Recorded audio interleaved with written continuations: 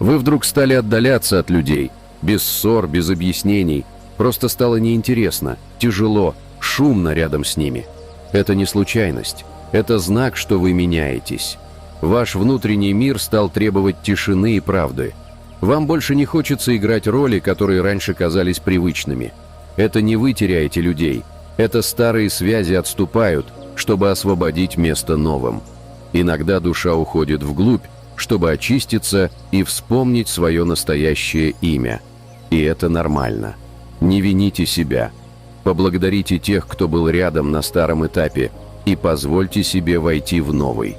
Напишите в комментариях, чувствуете ли вы сейчас это внутреннее обновление.